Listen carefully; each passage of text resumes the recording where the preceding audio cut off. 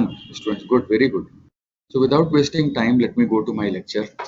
And what I am going to talk today, as I was telling you yesterday, that what we have been discussing in the unit 1, which we closed yesterday only, that what was the idea that we have collected the data only on one variable.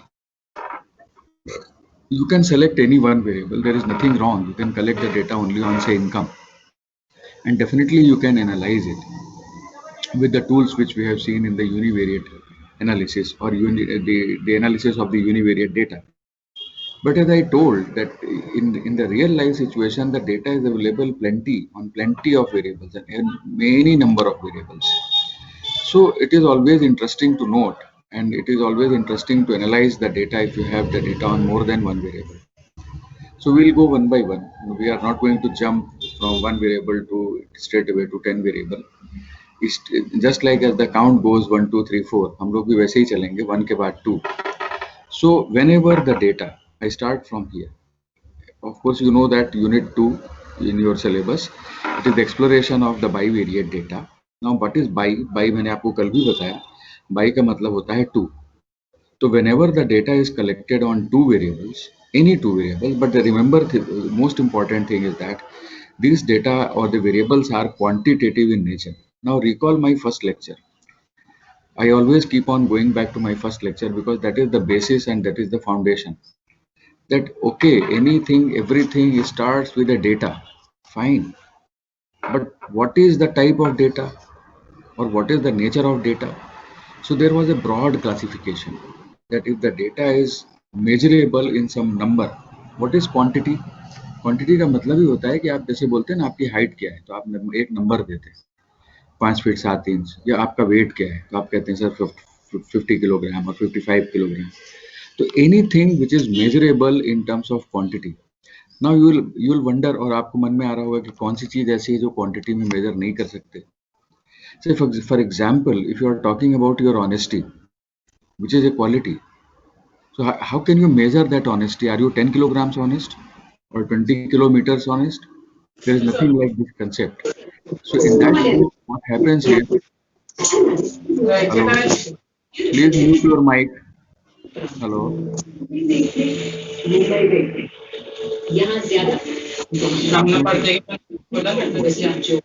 Hello. आप मुझे ये गिनती है customers की सवालों की.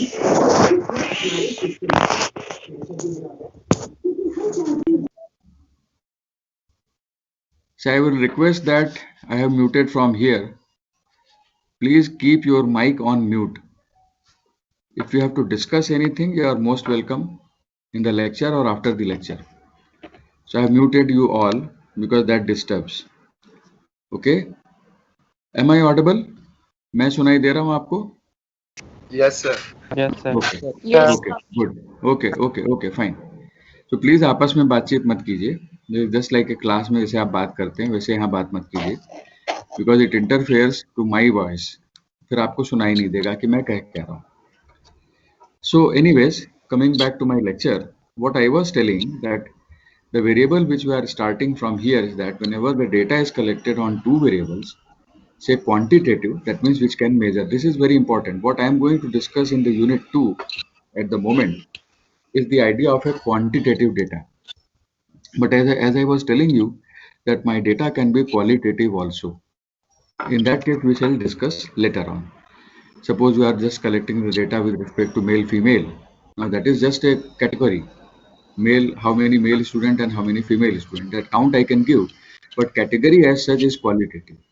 So we start from here that whenever the data is collected on two variables, which are quantitative by nature, this is most important thing. The data is referred to as a bivariate data.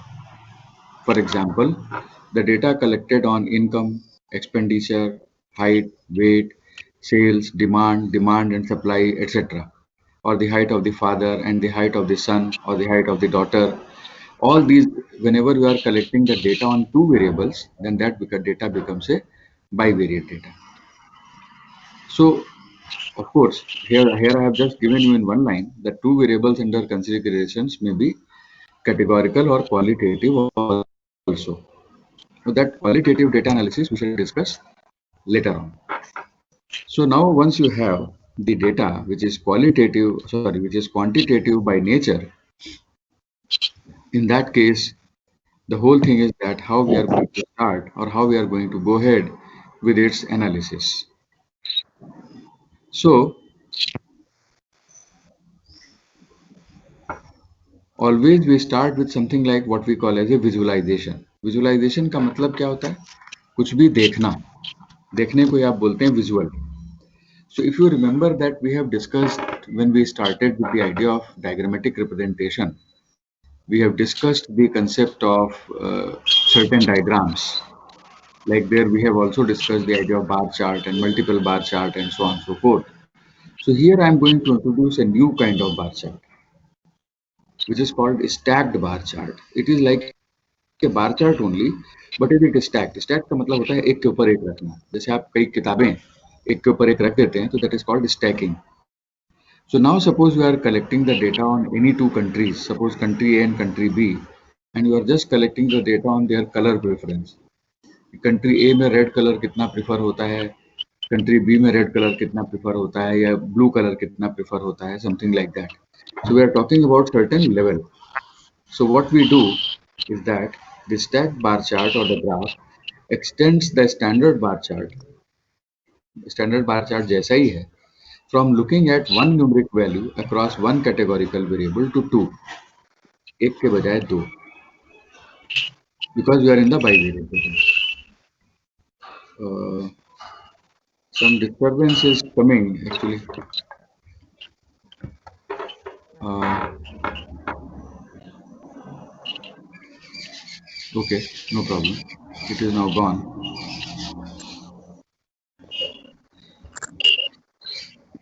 There is some disturbance and somebody is trying to join something or somewhere. What is the problem?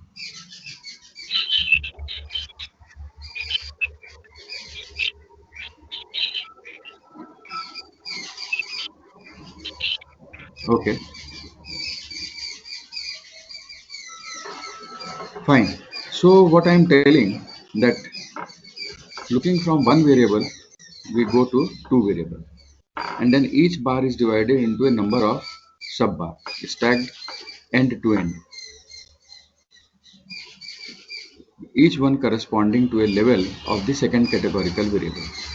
It is used to show mainly for the comparisons between the categories of the data, and each bar in the chart represents a whole segment in the bar, or it represents the different categories of the whole. What is the idea? Let me see a very simple diagram. Suppose we are collecting the data on say four colors preference in the two countries. So this is a categorical data, that which color do you like? Red color, blue color, pink color, green color, or any other black color, or any other kind of color. So in that case, if you want to draw this diagram with reference to two categorical variable, as I just mentioned, it is not a quantity. You prefer, of course, you can say that there is a count that how many people prefer red color, but that actually you are referring to the quality, and that is color. कितने लोगों को red colour पसंद है, कितने को blue पसंद है, कितने लोगों को पिंक कलर पसंद है, कितने लोगों को ग्रीन कलर पसंद है, उसको अगर आपको रिप्रेजेंट करना है, then that is called a stacked bar chart. So this is something like a visualization of a bivariate data. Bivariate in the sense that one variable is color and another variable is the country. So this is just one simple, very simple diagram. Or we can have something like say sales strategies of several products. मान लीजिए आप बहुत सारे products हैं, तो लाखों हजारों product होते हैं और उनको आप किस तरीके से बेच रहे हैं, what is your selling strategy, and if you want to discuss that, then we can talk about that kind of representation also. So this is just one very simple extension of the bar chart where we talk about the stacked bar chart. Sir, we were taught divided Hello? bar chart in our practicals. Hello, हाँ बोलो. Sir, we Is were this taught. same as subdivided by bar chart? Yes, sir. Because, What is this? sir, is Yeah, this stacked chart and subdivided bar chart the same thing? No, they are different. They are different. They are different. Subdivided. That's a good question actually. Subdivided bar chart or the bar chart which when we talk about, that is related to quantitative data. that suppose for example you are writing down the strength of students faculty wise, like science faculty में कितने बच्चे हैं, arts faculty में कितने बच्चे हैं, or something like that. Again that is kind of a preference. The subdivided bar chart जो होता है वो एक total को आप divide करते हैं. यहाँ पे ऐसा नहीं है, कलर प्रेफरेंस बहुत सारे हैं, एक ही कोई साइंस फैकल्टी की ही बात नहीं हो रही. यहाँ पे रेड कलर है, ब्लू कलर है, पिंक कलर है, ग्रीन कलर है. It is a categorical variable, पहले तो ये ध्यान रखो. It is not a quantity. जैसे मैंने अभी आपसे कहा कि एक काउंट आपको जरूर मिलेगा कि रेड कलर पसंद कितने लोगों ने किया, but that is number is not important. What is important is that you preferred red colour. तो it is your preference which we are plotting, it is not the number which we are plotting. तो एक basic फर्क ये है. जैसे मैं आपको एक लाइन ऊपर वाली बताऊं फिर से, that's a really good question, कि जैसे आप लिखते हैं ना अक्रॉस वन कैटेगोरिकल वेरिएबल, तो कंट्री है, मान लीजिए कंट्री ABCD कुछ भी हो सकती है, तो that is just A category. मान लीजिए इंडिया एंड अमेरिका, इंडिया में लोग कौन सा कलर प्रेफर करते हैं और अमेरिका में लोग कौन सा कलर प्रेफर करते हैं, तो that is just country wise preference. There is nothing like a quantity as such. There is a category of country. तो जो it is like only that as you said divided bar chart और सब divided bar chart जैसा ही है, लेकिन एक basic फर्क ये है कि it is related to now a categorical variable. ये आपको ध्यान रखना है. तो जब कभी भी आपका डेटा कैटेगोरिकल वेरिएबल से रिलेटेड होगा उस समय आप डिवाइडेड बार चार्ट पे नहीं जाएंगे. Is that clear? So can we say that if we have exact values, then we can draw subdivided, and if not, then stacked bar charts? क्या चीज? हाँ बोलो फिर से. So can we say that if we have exact values of everything, then it is said to be a subdivided bar chart, and if we are not like 100% countable things, then we can say that it's stacked bar chart. Yes, actually that is the basic idea. See, basic division आप ये समझने की कोशिश कीजिए कि जो अभी तक हमने डायग्राम्स डिस्कस किए, they were all related to quantity, number. आप फिर से एक चीज को यहीं पे समझ लेना जो बहुत ज्यादा जरूरी है. क्वालिटेटिव होगा तो भी उसको आखिर आप अंत में तो एक नंबर पे ही रिप्रेजेंट करेंगे ना, कितने लोगों ने ब्लू कलर पसंद किया. तो नंबर वो जो है वो बाद में आया, कलर पहले आया. बात समझ में आ रही है? तो that is most important thing is that कि you are referring to a particular quality, कि आपको रेड कलर पसंद है. रेड कलर 100 लोगों ने पसंद किया, वो बाद में आता है.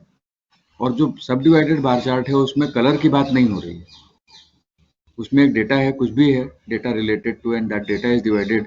100% डेटा है, उसको आप डिफरेंट जैसे आप साइंस फैकल्टी में ही कितने बच्चे मैथ्स में हैं, कितने बच्चे आर्ट्स में हैं, सॉरी स्टैटिस्टिक्स में हैं, कितने बच्चे इंग्लिश में हैं, वो आप उसको डिवाइड कर सकते हैं. तो एक बेसिक फर्क ये समझना है कि जब कभी भी आपका वेरिएबल क्वांटिटेटिव होगा तो आप सब डिवाइडेड की बात करेंगे, और जब वेरिएबल क्वालिटेटिव होगा तो आप स्टैक्ड बार की बात करेंगे, just in one line. Okay, and all this are available. Fine. So this is just one example. Then again, they are all almost similar kind of a thing, but slightly different with reference to the type of data. And remember my key sentence, when I have told several times that the type of data will decide the type of analysis. अभी होता क्या है कि बहुत सारे softwares आपके पास, आपने भी शायद देखे होंगे, अवेलेबल होते हैं, चार्ट विजार्ड होते हैं, और भी इवन वर्ड में चार्ट बनाने की फैसिलिटी आ गई है, लेकिन वो आपको ये नहीं बताता है कि आपको कौन सा चार्ट बनाना है. और मजे की बात यह है कि किसी भी डेटा पे वो कोई भी चार्ट बना के दे देगा, लेकिन as a statistician because you are trained कि सर यहाँ पे स्टैक बार चार्ट बनेगा, यहाँ पे सब डिवाइडेड बार चार्ट बनेगा. That is what I am trying to train you.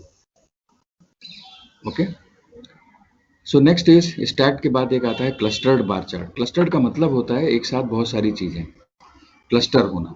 जैसे आप देखते हैं ना, आप मान लीजिए एक पर्टिकुलर एरिया में जाते हैं और वहाँ पे आप क्लस्टर ऑफ हाउसेस की बात करते हैं कि इस सोसाइटी में कितने घर हैं, तो दैट इज कॉल्ड क्लस्टरिंग. तो it is actually A bar chart only, but it is grouped bar chart. एक बार चार्ट में क्या होता है कि एक ही बार होते हैं या दो बार होते हैं या मल्टीपल बार होते हैं. मल्टीपल बार डायग्राम्स भी आपने पढ़े हुए हैं, लेकिन what is the difference between clustered bar chart and multiple bar chart वो आपको मैं बताता हूँ. A grouped bar chart or a clustered bar chart extends the bar chart plotting numerical values for the level of two categorical variable. ध्यान रखिए, फिर से बात हम कर रहे हैं कैटेगोरिकल वेरिएबल की. इंस्टेड ऑफ वन, मतलब एक वेरिएबल के बजाय आप कई सारे वेरिएबल को एक साथ ले रहे हैं। And the bars are grouped by position for the levels of one categorical variable.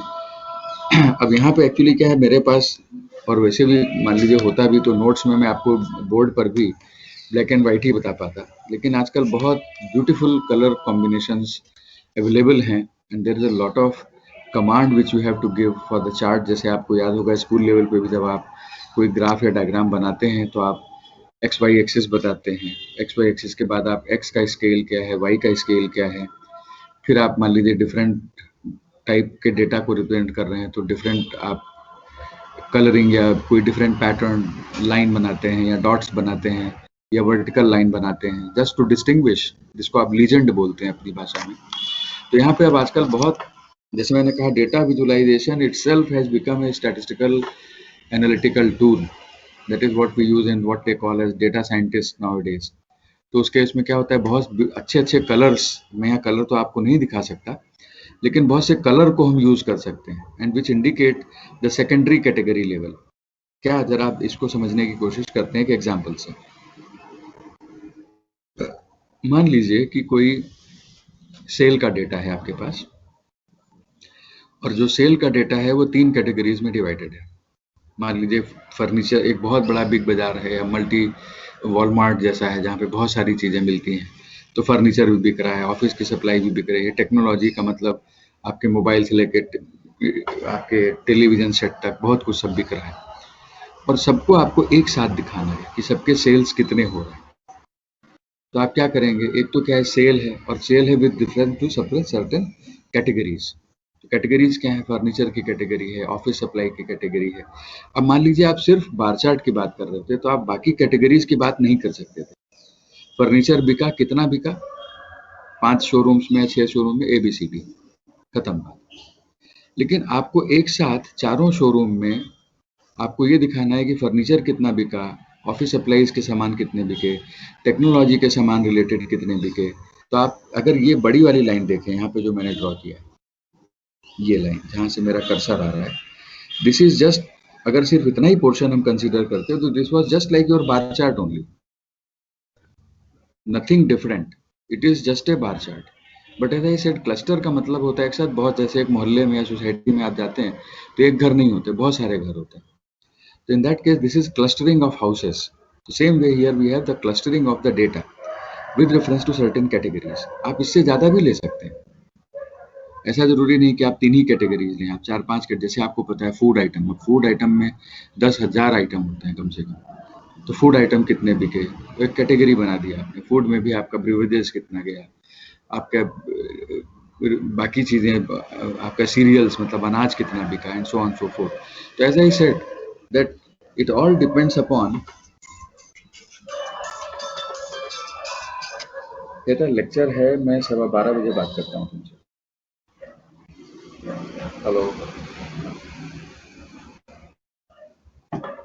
So this is again as I just told you that this is clustered. Clustered का मतलब होता है एक साथ बहुत सारी चीजें, तो है तो वही बार चार्ट ही है, लेकिन एक साथ अगर ये लाइन आप देखें तो ये लाइन जो है एक बार चार्ट सेट दिखाती है, दूसरी दिखाती है, तीसरी दिखाती है। क्यों दिखाती है? क्योंकि अलग अलग कैटेगरीज को हम शामिल कर रहे हैं। तो in that case this is not just one bar chart, या सिर्फ जहाँ मेरा कर्सर है इसको आप देखिए, this is just one bar chart, this is another multiple bar chart, this is another bar chart, इन सबको एक साथ हम रिप्रेजेंट कर रहे हैं। तो this is called cluster bar chart. So it actually shows showing the sales and categories. Actually होता क्या, जैसे मैंने आपसे कहा कि आप इसके आगे भी बहुत सारे कैटेगरीज को ऐड कर सकते हैं, लेकिन एक चीज़ ये भी आप सोचिए कि डायग्राम एक्चुअली मन में आपके आना चाहिए, आया होगा कि डायग्राम्स क्यों बनाते हैं। Because diagrams are, first of all, they look attractive, number 1। Beyond attractive, they are easy to understand. आपको कोई फार्मूला वहाँ summation xi upon x bar आप नहीं कर रहे हैं, कोई फार्मूला आप वहाँ पे अप्लाई नहीं कर रहे हैं, ठीक है। तो इट इज़ जस्ट लाइक, जिसको मैथमेटिक्स स्टैटिस्टिक्स नहीं भी आती है, आपको शायद जान के आश्चर्य होगा, आजकल मैथ स्टैट जो लोग नहीं जानते वो ज़्यादा यूज़ कर रहे हैं मैथ स्टैट, सोशल साइंस में, सोशियो इकोनॉमिक स्टडीज़ में, पॉलिटिकल सर्वेज में, हर जगह आप देखेंगे तो आपको डायग्राम मिलेगा। तो एक सबसे इम्पॉर्टेंट चीज़ डायग्रामेटिक रिप्रेजेंटेशन का एक जो क्या कहना चाहिए, जो सेंट्रल आइडिया है, जो कीवर्ड है, वो ये है कि diagram should be easily understandable. आपको दिखना चाहिए कि हाँ भाई ठीक है। अब जैसे मैं आपको बताऊं, शेयर बाजार का रोज डेटा छपता है, एक लाइन डायग्राम बनता है वहाँ पे कि 10 बजे जब शेयर बाजार खुली और 2 बजे जब शेयर बाजार बंद हुई तो पर्टिकुलर शेयर का दाम क्या था। अब उसी में मान लीजिए मैं 100 शेयर के दाम प्लॉट कर दूं, तो क्या होगा, 100 शेयर की आपकी 100 लाइनें बनेंगी, आपको कुछ समझ में नहीं आएगा। तो visually it should not become complex. ऐसा नहीं होना चाहिए कि आपने एक डायग्राम बना दिया जो एकदम गीच विस्तार जैसा हो गया, जिसमें आपको समझ में ही नहीं आ रहा है कि ये कौन सी लाइन जा रही है, कहाँ जा रही है। तो एक सबसे इम्पोर्टेंट पार्ट ये होता है डायग्राम्स का, और हर जगह, not only for this, these charts become visually complex as the number of categories increase. Obviously, जैसे मैंने कहा, एक आपको सेल्स दिखाना है और आप बहुत सारी कैटेगरीज ऐड करते चले जाएं, तो ठीक है, यहाँ पे एक लाइन बड़ी होती चली जाएगी जहाँ मेरा कर्सर मूव कर रहा है, लेकिन वो कॉम्प्लेक्स हो जाएगा। इसीलिए एक सजेशन ये है कि they work best when the data points are limited. बहुत सारा डेटा आपके पास ना हो, बहुत सारा आपके पास कैटेगरीज ना हो। अब एक ही शहर में, बड़ौदा जैसे शहर में तो बंद हो गए, चालू हुए एटलीस्ट 5 बिग बाजार है। अब आप 5 बिग बाजार का डेटा कंपेयर करने जाओ, उसकी जगह आप 15 बिग बाजार का डेटा कंपेयर कर सकते हो, कोई स्टॉप नहीं करता, लेकिन that becomes very very complex. So that is the remark that we have to keep in our mind, that these charts become visually complex as the number of categories increase or the data series increase. तो ये ध्यान रखने का, ये आप तय करेंगे as a स्टेटिशियन। और अगर सर बढ़ जाए तो हम क्या करें, तो कुछ दूसरे डायग्राम के बारे में सोचेंगे। तो this is just I am talking about A bivariate data. याद रखिएगा, व्हाट इज बाईवेरिएट? एक है कैटेगरी, दूसरा है sale of different stores. So this is just another clustered bar chart. It is a visualization, जैसे आपको मैं ऊपर बता रहा था। हम लोग अभी कर क्या रहे हैं? We are discussing the data visualization of bivariate data. We are exploring the bivariate data with diagram. तो पहला आपने क्या पढ़ा? Stacked bar chart. दूसरा आप क्या देख रहे हैं? Clustered bar chart. और हर एक डायग्राम का कुछ ना कुछ एडवांटेज है, कुछ ना कुछ डिसएडवांटेज है, इसीलिए आपको डिफरेंट डायग्राम्स सजेस्ट किए जाते हैं। And depending upon the situation आपको तय करना है कि कौन सा डायग्राम आपके लिए सबसे ज़्यादा सुटेबल होगा। सबसे ज़्यादा सुटेबिलिटी का मतलब ये है कि सबसे ज़्यादा समझने में आसान और देखने में अच्छा लगे। ऑल्टरनेटिव है अगर बहुत सारी हाँ वैल्यूज हो तो? हाँ, क्या हो? बोलो बोलो। सिर्फ ऑल्टरनेटिव है उसके लिए अगर वैल्यूज बहुत हाँ, मैं ज्यादा आ रहा हूँ, होगी?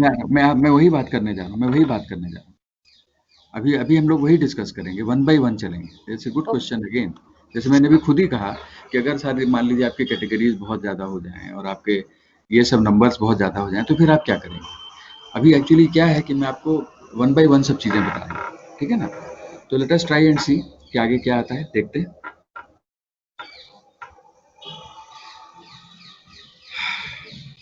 आपने कल ही बॉक्स प्लॉट पढ़ा, बहुत कमाल की चीज़ है, ठीक है? यहाँ पे जैसे अभी एक सवाल का जवाब मैं लगे हाथ देते चलूँ, क्योंकि उसको मैं आपको पढ़ाने नहीं जा रहा यहाँ पे जब हम बात करते हैं कि अगर कैटेगरीज बहुत ज़्यादा हों और आपका डेटा पॉइंट्स बहुत ज़्यादा है, तो उस केस में इट इज़ सजेस्टेड दैट कि आप क्लस्टर बार चार्ट नहीं बनाएंगे। तो नेचुरल है आपके मन में एक सवाल आएगा कि तो सर फिर हम क्या बनाएंगे? तो उस केस में सजेस्ट किया गया कि अगर आपका डेटा बहुत ज़्यादा है और कैटेगरीज भी बहुत ज़्यादा हैं, then you go by the grouping method. Grouping का मतलब क्या होता है कि जैसे मैंने आपसे कहा, टेक्नोलॉजी में एक चीज़ नहीं रही होगी, आपने बहुत सारे आइटम्स को ग्रुप किया होगा। तो try to reduce the number of group by making certain logical categories if possible. Otherwise अगर नहीं है तो clustered bar chart मत बनाइए, सीधी बात।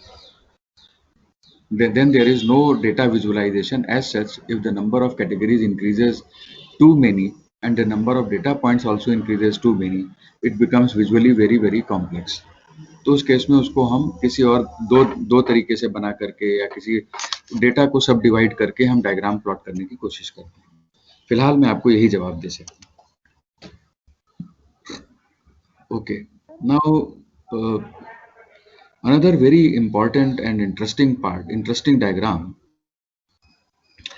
Is multiple box plot. कल ही आपने बॉक्स प्लॉट के बारे में देखा, and you know that the box plot is more informative in the sense that जो आपने अभी तक डायग्राम पढ़े हैं, जैसे ऊपर आपको 2 डायग्राम मैंने बताए जो आपके कोर्स में है अभी, कि एक स्टैक्ड हो सकता है, क्लस्टर्ड हो सकता है। ओके ठीक है, आपको डेटा देख के ऊपर नीचे लाइन जा रही है या ग्राफ लंबा छोटा हो रहा है या आपका बार बड़ा छोटा हो रहा है, आप ये सब देख सकते हैं, but you can not further go deep into the data.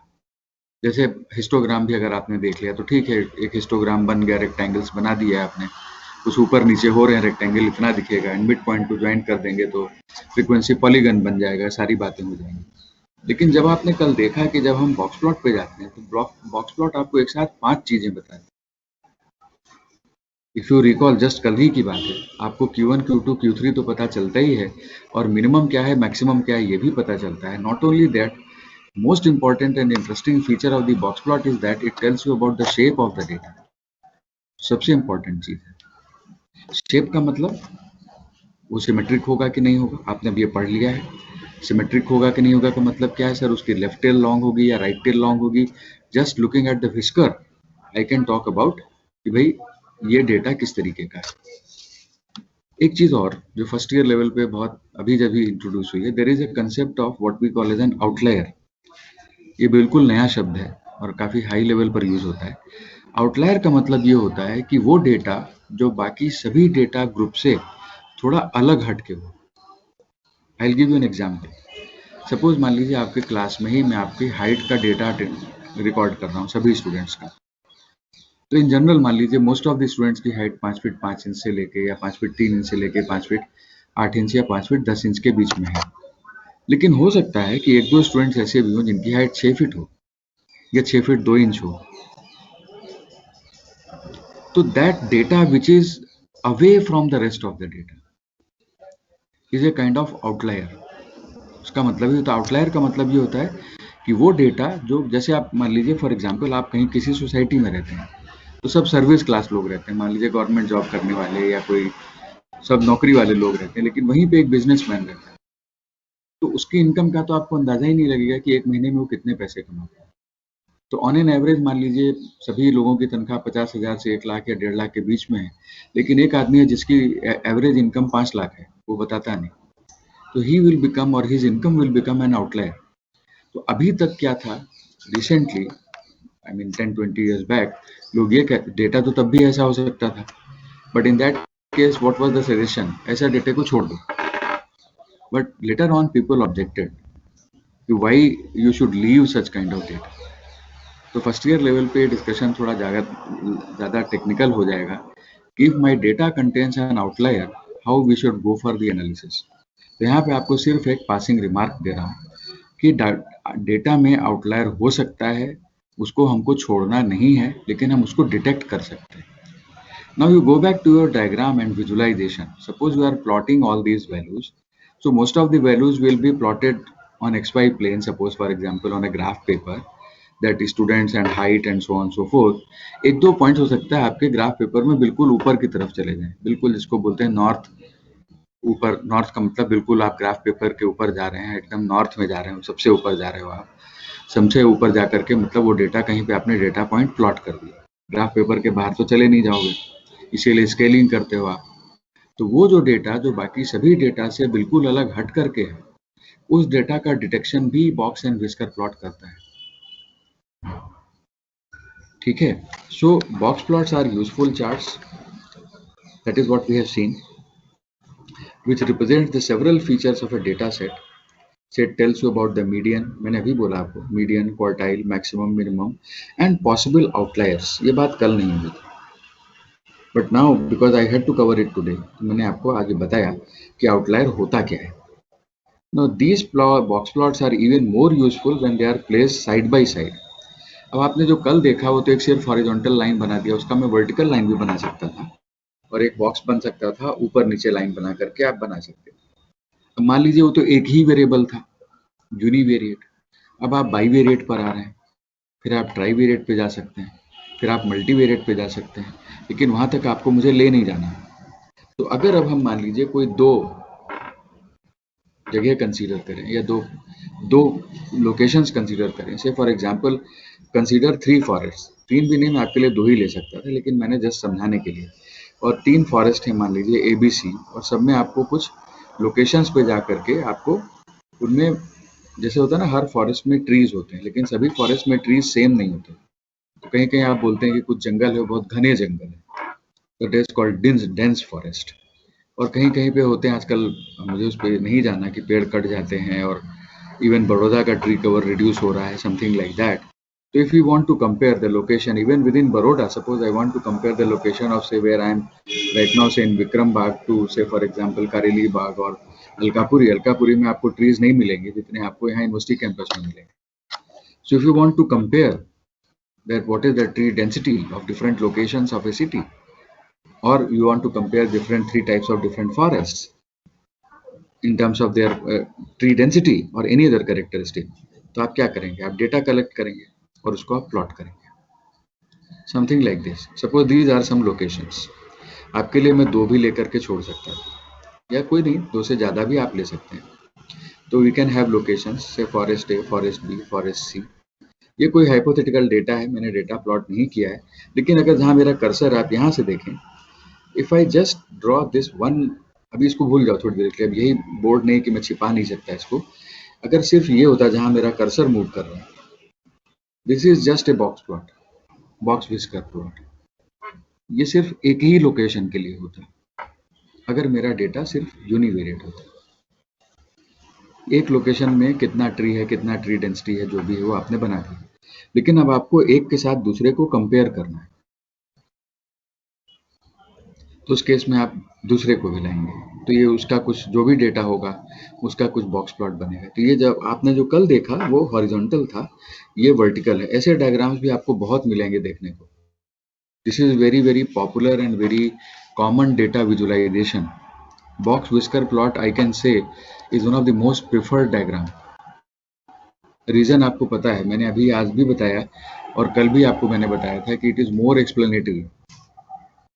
तो बॉक्स विस्कर प्लॉट जो है आपके डेटा को बहुत ना केवल विजुलाइज, आप यू कैन कंपेयर कि इसका Q1 कहाँ है, इसका Q3 कहाँ है, इसका मीडियन कहाँ है, आप देख सकते हैं इसका मीडियन कहाँ है, इसका Q1 कहाँ गया, Q2 कहाँ गया, Q3 कहाँ गया, इसकी लेफ्ट टेल कहाँ गई, इसकी राइट टेल कहाँ गई।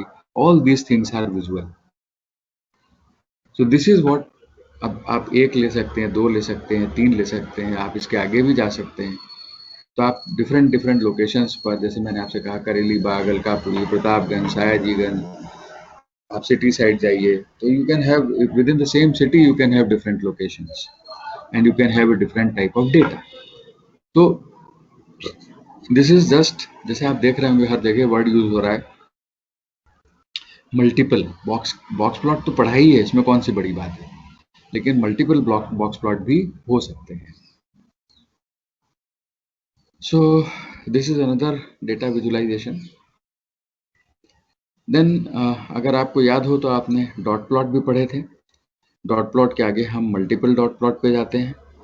मल्टीपल डॉट प्लॉट, ये जो भी आप पढ़ रहे हैं, आपने बॉक्स प्लॉट पढ़ा, उसके आगे आप मल्टीपल बॉक्स प्लॉट की बात कर रहे हैं। आपने बार चार्ट पढ़ा, उसके आगे आप क्लस्टर्ड बार चार्ट की बात कर रहे हैं या स्टैक्ड बार चार्ट की बात कर रहे हैं। Sorry, these are just the extension. जैसे अगर आपको याद हो कि आपने, मान लीजिए आप एक स्कूल में जाते हैं और जो बिल्कुल प्ले हाउस के जो बच्चे हैं वो किस कलर की बॉल को पसंद करते हैं। अब आप मान लीजिए एक स्कूल की जगह 2 स्कूल में चले जाइए या 3 स्कूल में चले जाइए या उससे ज़्यादा जगह पे चले जाइए। स्कूल की जगह आप कॉलेज में चले जाइए, आप डिफरेंट सिटीज़ में चले जाइए। तो इट ऑल डिपेंड्स। तो these are the extension of the dot plot from one location और one category to multiple location और कैटेगरीज। फिर से मान लीजिए वही सेम एग्जांपल लिया, मैं आपको दिखाता हूँ। वही कलर प्रेफरेंस है। मान लीजिए कि 3 लोकेशंस पे कौन कौन से कलर लोग प्रेफर कर रहे हैं, तो रेड, ग्रीन, येलो, आप कुछ भी ले सकते हैं। लोकेशन ए पर अभी तक जो आपने देखा था, मैं यहाँ से कर्सर फिर ड्रॉ करता हूँ। आपने सिर्फ डॉट प्लॉट जो पढ़ा था, वो डॉट प्लॉट में सिर्फ एक ही स्कूल था या एक ही लोकेशन थी। जो भी स्कूल नहीं, जो भी मन में आए आप ले सकते हैं। वहाँ पर आप देखिए, आपने ये प्रेफरेंस ले रखा था कि भाई कितने लोगों ने, कितने बच्चों ने येलो कलर की बॉल पिक की, कितने ने ग्रीन की किया, कितनों ने रेड की किया, एंड सो ऑन। अब आपने क्या किया, लोकेशन ए से आप लोकेशन बी पर गए, फिर से आपने डेटा कलेक्शन किया कि भाई कितने लोगों ने कौन से कलर को पसंद किया या कौन से कलर को प्रेफर किया। Not only that, you can just not only the color, say for example in one city you can compare that which color preference is there for say black color Ahmedabad में famous popular ज़्यादा है, तो बड़ौदा में कौन सा colour ज़्यादा popular है, and so on.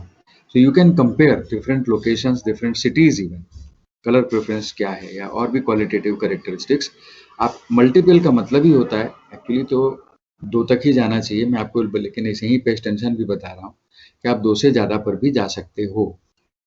So this is just again you can visualize easily that these are the extensions of the simple univariate data. Univariate data से जब आप आगे चलते हैं, आपके डेटा में ज़्यादा चीज़ें शामिल होने लगती हैं, तो आप इस तरीके के डायग्राम्स की ओर विजुअलाइजेशन के लिए जाते हैं. तो this is nothing new. The whole philosophy, the whole method of plotting remains the same. लेकिन बस वो एक की जगह दो, दो की जगह तीन, जितने भी आप चाहें उतने आप ले सकते हैं. So this is quick idea of multiple dot plot. Then we have multiple histogram also. This is very important and understanding. आपको ये देखना है. अब ये मैं आपको बताऊं, these are the diagrams which are not so easily available in the different even softwares. लेकिन हाथ से बना सकते हैं, उसमें कहीं कोई दिक्कत नहीं. अब जैसे अभी आपने मल्टीपल कई बार आपने देख लिया, तो मल्टीपल डॉट प्लॉट था. आपने हिस्टोग्राम भी पढ़ा हुआ है, ऐसा नहीं कि हिस्टोग्राम नहीं पढ़ा है हिस्टोग्राम. लेकिन मल्टीपल हिस्टोग्राम क्या है? Multiple histogram generates multiple basic histograms. Each of the histogram can easily be updated with the new data. अब आजकल जैसे आप देखते होंगे कि डेटा कंटिन्यूअसली आता रहता है, that is called online data. Online data आता है और आपने देखा होगा, I am not very sure, but you can go to Google and you can search on some diagram which are online diagrams. तो आपको जो डायग्राम दिखेगा वो हर समय बदलता हुआ दिखेगा. It will keep on changing and you can visualize that changes.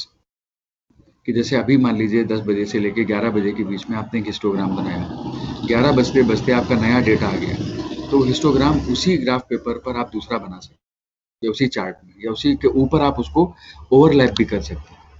That is called sometimes overlapping also. Now these are, let me tell you, are very sophisticated plotting techniques which are not directly available in many of. ये आपको word वगैरह या Excel में नहीं मिलने वाला. इसके लिए आपको स्पेसिफिक प्रोग्रामिंग लैंग्वेज वगैरह सीखनी पड़ेगी, या प्रोग्रामिंग आगे चल के जो आप आएंगे तो मैं उसको बहुत कभी फर्स्ट ईयर लेवल पे बहुत ज़्यादा कॉम्प्लिकेटेड नहीं करना चाहता. सिंपलेस्ट लेवल पे ये कि ठीक है, अगर प्रोग्रामिंग नहीं भी है और सॉफ्टवेयर मेरे पास नहीं भी है, एक्सेल मुझे नहीं आता है अभी फिलहाल, कोई दिक्कत नहीं है, तो we can simply plot it. ठीक है, वो हर समय हर घंटे आप उसको प्लॉट नहीं कर पाएंगे, ऑनलाइन डायग्राम आप उसका नहीं बना पाएंगे. लेकिन ठीक है, मान लीजिए एक डेटा आपको दिया हुआ है, मेल फीमेल का डेटा है, और एक ही ग्राफ पेपर पे आप दोनों को प्लॉट करना चाहते हैं, तो दैट कैन बी डन.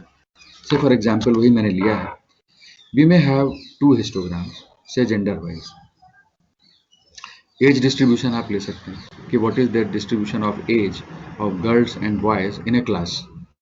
तो अगर आप सिर्फ एक ही हिस्टोग्राम बना रहे होते तो आप किसका बना रहे होते? आप कहते सर स्टूडेंट्स का, लेकिन आप कहेंगे स्टूडेंट में सर बॉयज भी हैं और गर्ल्स भी हैं, अब मुझे डेटा को सेग्रीगेट करना है जेंडर वाइज, तो कैसे होगा सर?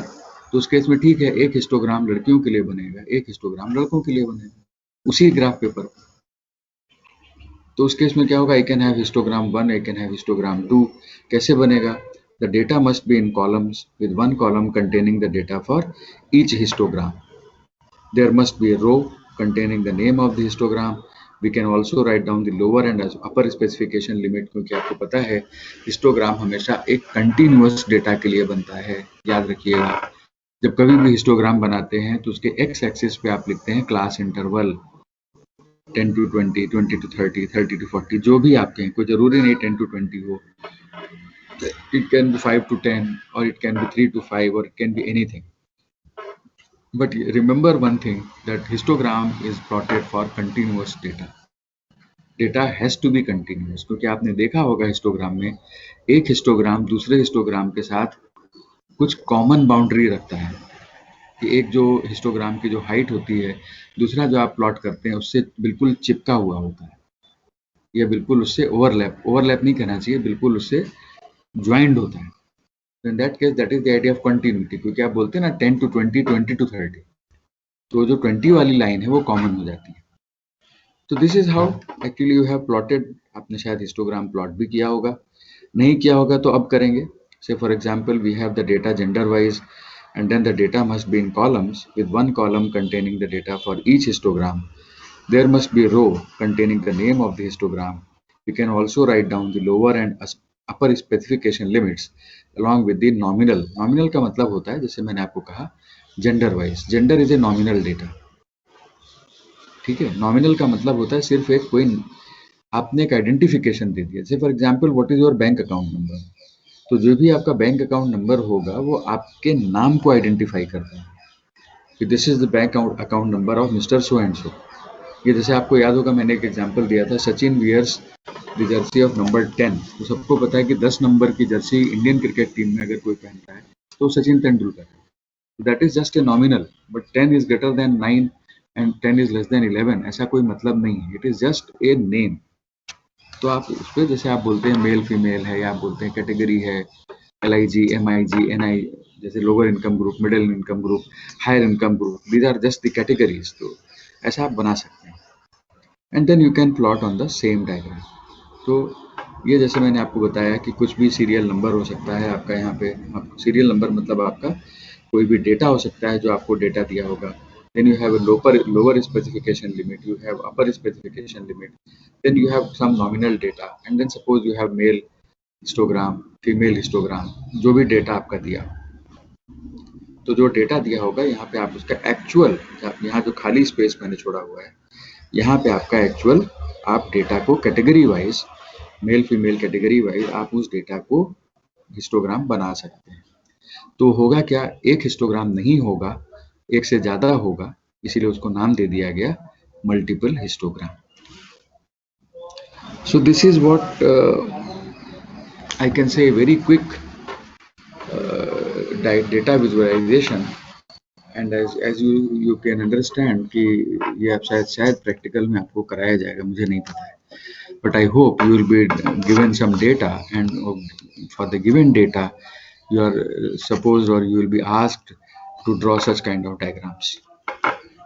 Now हाँ बोलो, ऑनलाइन हाँ बोलो ऑनलाइन बोलो, ना कि ऑनलाइन ऐसे डायग्राम्स भी होते हैं, हाँ तो हाँ हम कोविड के केसेस का जो वो आता है उसको बोल सकते हैं ऑनलाइन डायग्राम।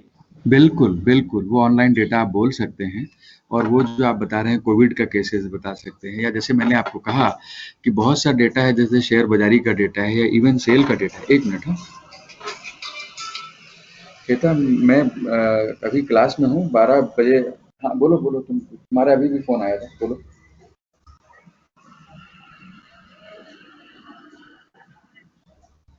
हाँ, एक काम ये भी करते हैं, आज मैंने देखा शायद तुम लोग सवा 12 बजे के आसपास कोई मीट कर रहे हो। हाँ, तो नहीं होगा तो 12:15 तो नहीं, उसके 5-10 मिनट के बाद मैं सिर्फ 2 मिनट के लिए ज्वाइन हो जाऊंगा मीटिंग में।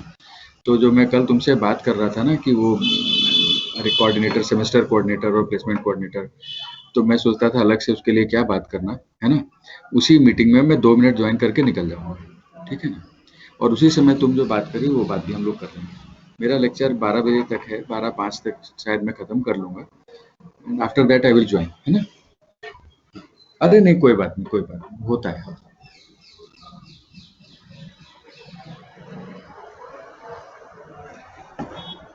हाँ sorry, there was an urgent call. हाँ आप कुछ कह रहे थे, Dhruvi, I think Dhruvi is speaking.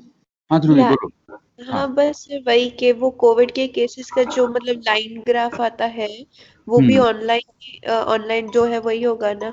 हाँ हाँ हाँ हाँ, वो मैं आपको वही समझाने की कोशिश कर रहा था कि आजकल जैसे अब अभी तुम लोग फर्स्ट ईयर फर्स्ट सेमेस्टर में हो, तो कभी कभी मुझे एक साथ बहुत सारी चीजें बताने में भी I feel little bit awkward because I have not trained you up to that level, but I can share, क्योंकि बहुत सारी चीजें जैसे मैंने अभी से आपसे कहा कि पब्लिक डोमेन में है, और जरूरी नहीं कि आप फर्स्ट ईयर में हैं तो आप उसको नहीं पढ़ सकते या आप गूगल नहीं कर सकते। There is one whole concept of what we call as, आजकल जो नई चीज आ गई है स्टेटिस्टिक्स में, that is called data visualisation. एक मिनट है, चालू रखो।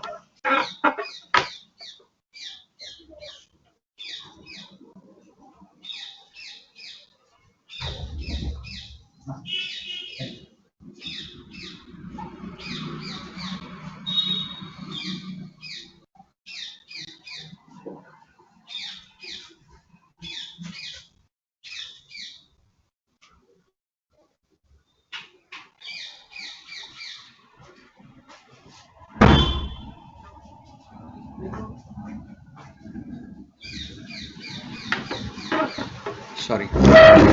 So what I was telling, that there is a whole concept of what you call as a tableau. Tableau करके टाइप करोगे तो तुमको पता चलेगा, और ये एक्चुअली पूरा एक, मैं ये नहीं कह सकता कि सॉफ्टवेयर जैसा ही है, तुम ऐसा समझो। और जैसे अभी आपने कहा कोविड केसेस का है, या जैसे आप मान लीजिए, जैसे आप सब लोग गए होंगे कहीं ना कहीं, बड़े शॉपिंग मॉल्स होते हैं, बिग बाजार्स होते हैं, या आप कहीं और भी जाते हैं, तो लॉट ऑफ, जैसे आप इसको बोलते हैं ना फुटफॉल, आपको याद हो अगर मेरा पहला लेक्चर, तो फुटफॉल, बहुत सारे कस्टमर्स आ रहे होते हैं, बहुत सारे कस्टमर्स कुछ खरीदी कर रहे होते हैं कंटिन्यूअसली, आप लाइन में जाते हैं, आपका रजिस्टर होता है, सेल कितना हुआ, वो सारा सारा डेटा ऑनलाइन होता है, और वो सारा डेटा कहीं ना कहीं जाता है, ऐसा नहीं है, कहीं ना कहीं मतलब उनके सर्वर पे जाता है। Now this is, I am talking little bit on high end, and then you have to analyze such kind of data. तो वो that is also possible, right?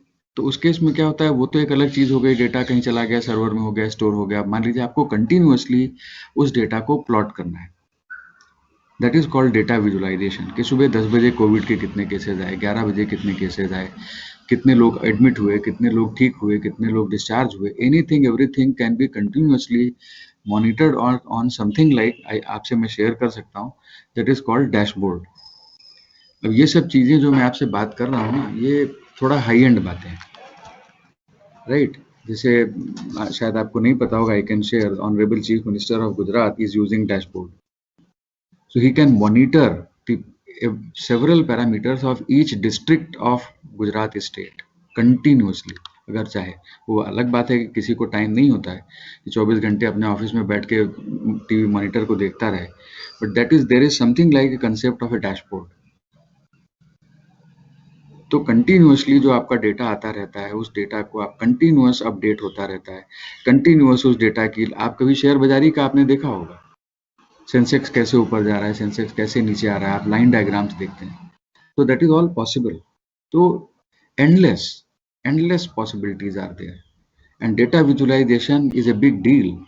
जैसे किसी को बहुत ज़्यादा एनालिटिकल नहीं जाना है, किसी को बहुत ज़्यादा फॉर्मूले वगैरह नहीं लगाने, बहुत से लोगों को नहीं लगाने होते, तो आप देखते होंगे कि बड़े बड़े हॉस्पिटल्स में, इवन बड़ी बड़ी गवर्नमेंट की रिपोर्ट्स जो होती हैं, उसमें सिर्फ पाई चार्ट आपको दिखेगा। इतना बड़ा भारत सरकार का बजट बनता है कि रुपया कहाँ से आता है, रुपया कहाँ खर्च होता है। That is the classical example of a pie chart, कि government earns from income tax, sales tax, central excise and all those things. तो जो गवर्नमेंट के एक्सचेकर में पैसा आया, उसने सरकार ने खर्च कहाँ पे किया, शिक्षा पे कितना खर्च हुआ, स्वास्थ्य पे, मतलब एजुकेशन पे कितना गया, हेल्थ पे कितना गया, डिफेंस पे कितना गया, and so on so forth. तो how rupee comes and how rupee goes, a classical diagrammatic representation is a pie chart, because that is in terms of percentage, right? So as you said, the data is online, covid cases का data online है, banking transaction का data online है, share बाजार का data online है, even hospitals में जो patients आते जाते हैं उनका डेटा ऑनलाइन है, everything anything has become now very much online, तो इट इज ऑल पॉसिबल, ये सब संभव है, सर राइट? तो वो जब हम वोट्स काउंट करते होंगे अलग अलग जगह के, तभी भी किसी मतलब हर सेंटर पे डैशबोर्ड होगा ना? हाँ, वो बहुत, जैसे मैंने कहा कि वो एक बहुत ही सोफिस्टिकेटेड हाई एंड बात हो रही है। अब हर आदमी तो डैशबोर्ड पे होगा नहीं, राइट? अब चीफ मिनिस्टर की बात अलग है, या हो सकता है डिस्ट्रिक्ट कलेक्टर है, तो उसके ऑफिस में आजकल मैंने सुना है, आई एम नॉट सीन, कि वहाँ डैशबोर्ड होता है, तो दे कैन मॉनिटर, क्योंकि सबको उतने डेटा की जरूरत नहीं, मॉनिटर करने की जरूरत नहीं है। आप एज ए कॉमन सिटीजन आप मॉनिटर कर भी लोगे तो क्या कर लोगे, समथिंग। तो it is mainly for the policy planner, but there again remember that it is your subject which helps the government a lot. पूरा का पूरा आंकड़ों का ही खेल है, उस पर ही पूरी सरकार रन करती है, और उसमें ही आपके सब्जेक्ट का रोल है सबसे ज्यादा, कि डेटा कैसे आ रहा है, कैसे आ रहा है वो अलग बात है, डेटा अपने हिसाब से आएगा, लेकिन आप डेटा को कैसे प्रेजेंट कर रहे हैं, वहां पे आपका रोल है, right? Yes, sir. Is that little bit comfortable? Yeah. Okay, good. That's fine. We should have such kind of interaction. तो आपको और भी देखो, अभी क्या है, मेरी मजबूरी कि मैं आपको कोर्स पढ़ा रहा हूँ, लेकिन ऐसा नहीं है, मेरा पढ़ाने का तरीका बिल्कुल अलग है। I never teach the course. I always try to teach the concept. कोई चीज है उसको दिमाग में समझने की कोशिश करो, और कभी कभी हम कोर्स के बाहर भी जाएंगे, चिंता मत करना। जैसे डैशबोर्ड है, टैब्लू है, ये सब आपके कोर्स में नहीं है, लेकिन बात करने में तो आपको कोई रोक नहीं सकता ना. Fine. So with this remark, let us come here and let me tell you that all these 5 diagrams which we have discussed are mainly for the qualitative characteristic. Please, बातचीत नहीं. फिर बात शुरू कर दी आप लोगों ने. मुझे म्यूट करना पड़ेगा. Hello. Please mute your microphone. अगर कुछ पूछना है तो बात अलग, अदरवाइज आपस में बातचीत नहीं.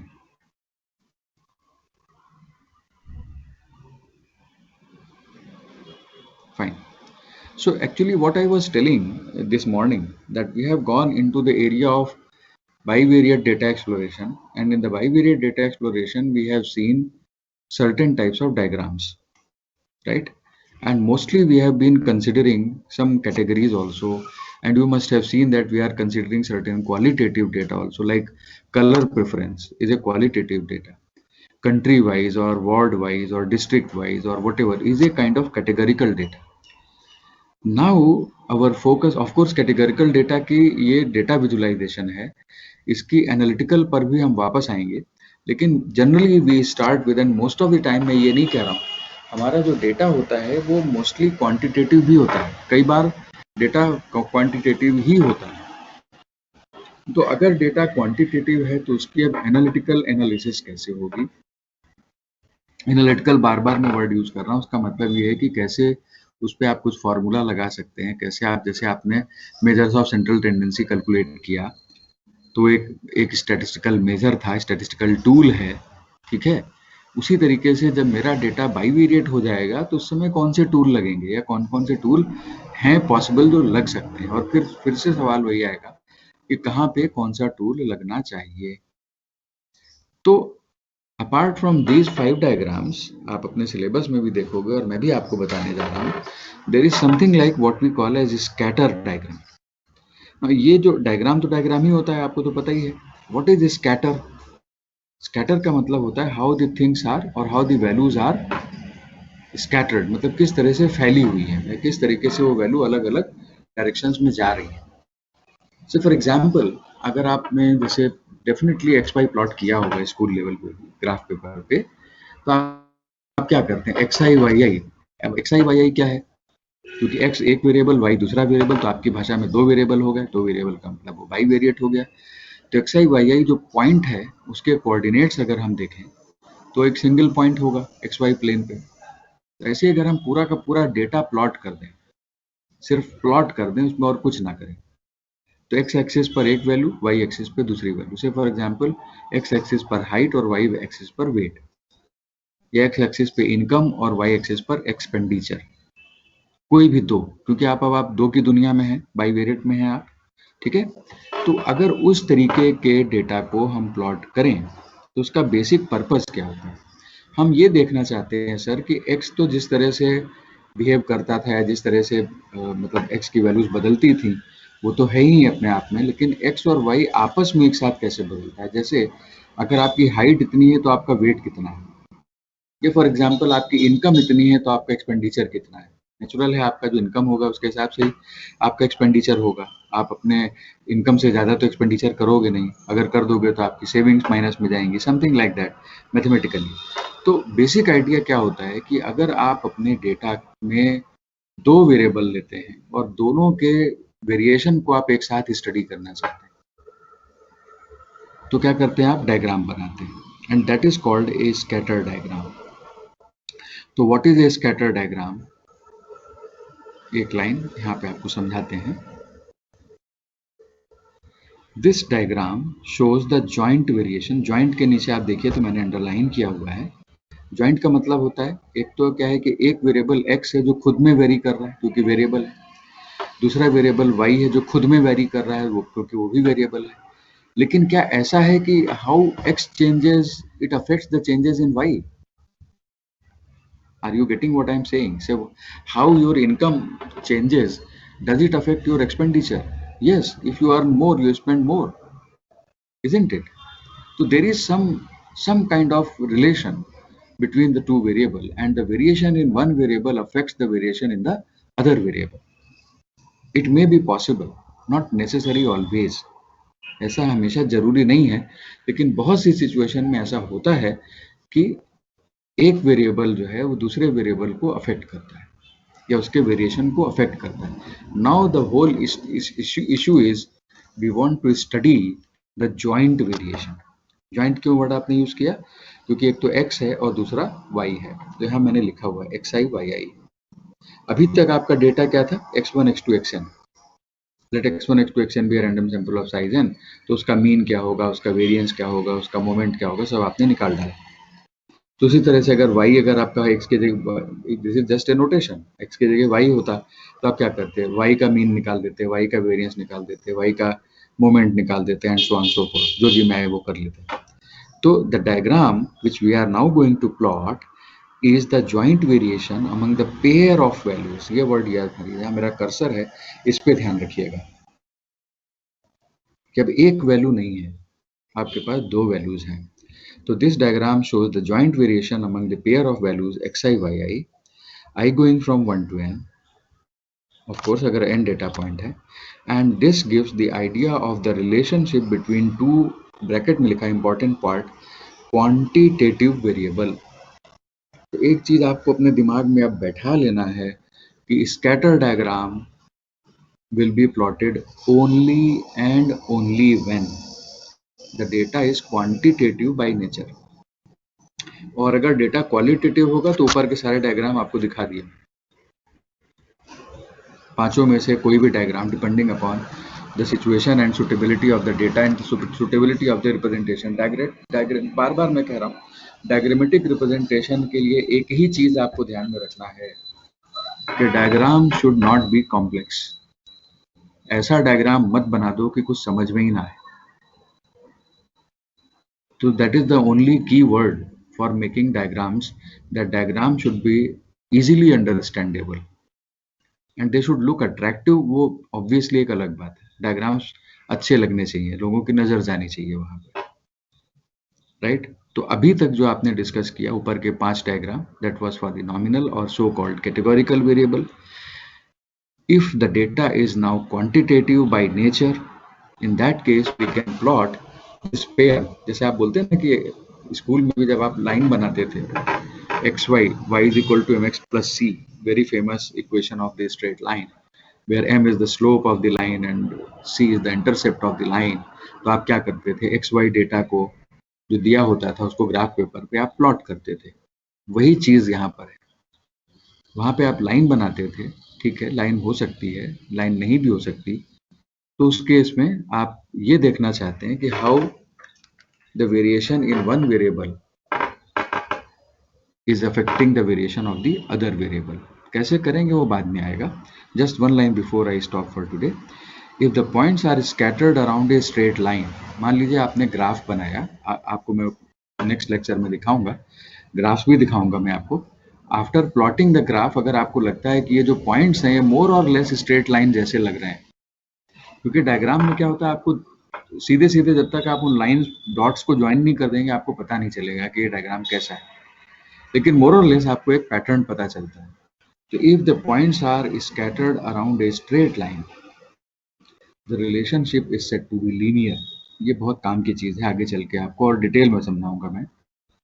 लेकिन अगर कोई जरूरी नहीं कि जो पॉइंट्स हैं वो एक स्ट्रेट लाइन के अराउंड ही स्कैटर्ड हो या कंसंट्रेटेड हो सकता है कि आपका कुछ भी शेप का ग्राफ बन रहा है, कुछ भी शेप का कर्व बन रहा है, और मोस्टली आपके जो पॉइंट्स हैं उस कर्व के अराउंड कंसंट्रेटेड हैं, जो लीनियर नहीं है, तो it is said to be non linear. एक चीज आप हमेशा याद रखिएगा, there is a very clear cut and distinct division between the linear and the non linear relationship. Linear का मतलब एक ही तरीके का रिलेशन या एक ही तरीके का डायग्राम आपके मन में आएगा। वर्ड लीनियर जो आया है, एक्चुअली वो वर्ड आया है लाइन से।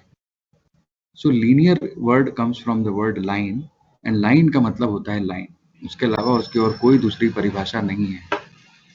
But when we go from linear to non linear, even if you recall your geometry of the 12th level, जिसको आप बोलते हैं second order conic section, second order में जाते ही आपको कौन कौन से डायग्राम मिलते हैं, कुछ याद आता है? जब आप सेकेंड ऑर्डर कर्व में जाते हैं या सेकेंड ऑर्डर डायग्राम आप ड्रॉ करते हैं, उस केस में आपको क्या क्या बन सकता है? This is the last thing for today's lecture. कुछ स्फीयर, याद आ? हाँ, क्यूबॉइड, कोन। अरे तुम तो 3 डायमेंशन में चली गई। अच्छा, क्यूबॉइड और स्फीयर, तो स्फीयर के पहले क्या मिला तुमको? सर्कल। Very good. जब आप 1 डायमेंशन से 2 डायमेंशन पे जाते हैं तो आपको सर्कल मिल सकता है, और क्या मिल सकता है? स्क्वायर, रेक्टेंगल, आपको स्क्वायर मिल सकता है, आपको रेक्टेंगल मिल सकता है, ट्राइंगल, rhombus, ट्राइंगल हो सकता है ना, rhombus, रोम्बस हो सकता है। ट्रायंगल। हाँ बोलो, कुछ एक लड़का भी बोल रहा है, क्या बोल रहे हो बेटा? You can get even a hyperbola, मैं आपको याद दिलाऊं, you can get even a parabola. याद आ रहा है कुछ? देखा यस ना, सर। yes sir, ये सब शेप देखे हैं ना? जब यस तुमने सर। सर्कल कहा तो उसकी yes sir. Eccentricity of the curve पे आपको सर्कल मिलेगा, हाइपरबोला मिलेगा, पैराबोला मिलेगा, इलिप्स मिलेगा, राइट? है ना? yes sir, हाँ, राइट। एक मिनट है। Yes.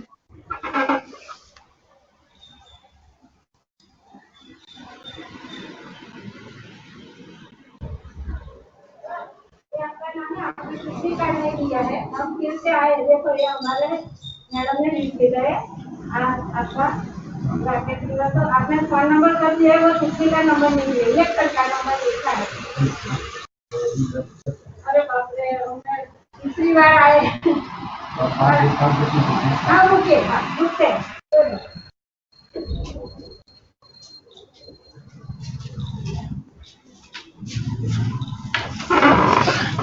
Okay, so anyways we shall continue from this point onwards next week. जो मैं आपसे बात कर रहा था, लीनियर का मतलब लीनियर है और नॉन लीनियर का मतलब बहुत बड़ी दुनिया है, right? And it may happen कि आपको कोई भी पैटर्न ना दिखे। तो देखते हैं नेक्स्ट वीक कि स्कैटर डायग्राम कैसा होगा। Okay, so we just 2 minute रुकिएगा, मैं आपके अटेंडेंस डाउनलोड कर लेता हूँ। हाँ, सो थैंक यू।